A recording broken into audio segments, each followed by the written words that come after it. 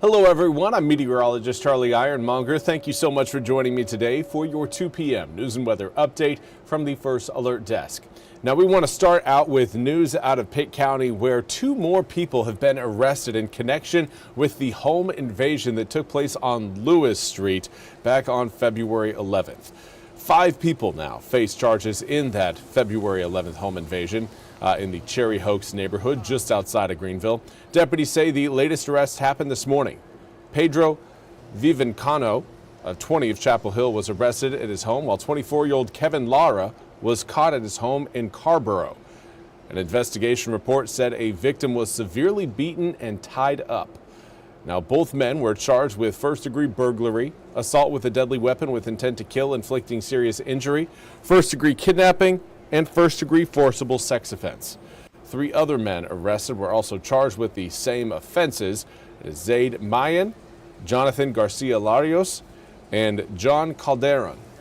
Now, deputies say that Mayan and Garcia Larios were both in the country illegally, while the immigration status for Calderon and Lara seemed to be still being investigated. Now, both Vivianco and Lara were booked in the Orange County Jail this morning without bond. And now we want to turn our attention to another home invasion. This one happened Sunday morning. Here's a picture of the person on the screen. If you know this person, Kinston police are asking you that you reach out to them and contact their tip line.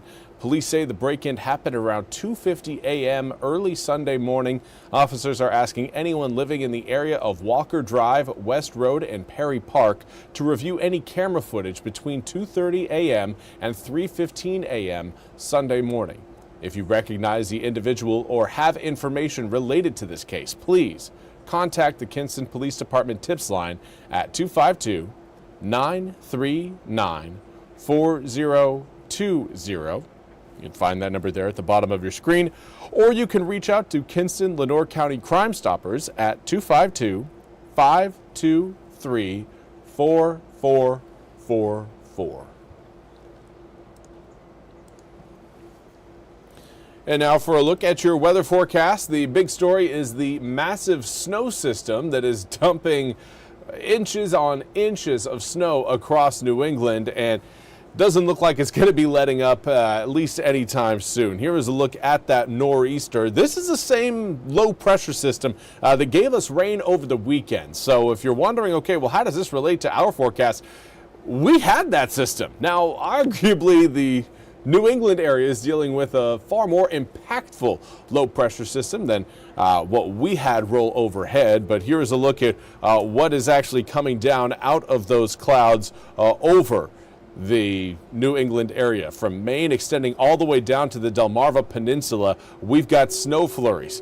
Now, the strongest snowflakes coming down right now are moving over more eastern Massachusetts, but just about everybody from pretty much Delaware all the way up the coast to really Halifax and Nova Scotia, we've got snow flurries coming down. Now, here in eastern North Carolina, we had a few snowflakes spotted last night into the early hours of this morning, but with ground temperatures staying well above our required 32 degrees in order to get those flakes to stick, nothing actually came of it. We had flakes fall and then flakes melt. That was pretty much the story of snow early on this morning. Right now we're looking at mostly sunny skies across the east. Currently 41 degrees in Greenville, comes with a northwesterly wind at 17 miles an hour. Winds today are breezy.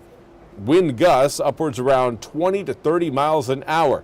It's keeping our air temperatures capped in the low 40s at this hour. Should be getting into the mid 40s as we head towards 2, 3, and 4 p.m. later on today in the next few hours.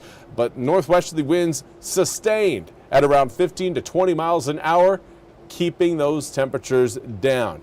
As far as wind gusts go, though, 20 to 30 mile an hour gust. It is windy out there, and it will remain windy out there through the majority of the day. We won't see these winds die down until we get to around, I would say, sunset tonight. And even then, well, the winds will relax a little bit. They will not go completely calm.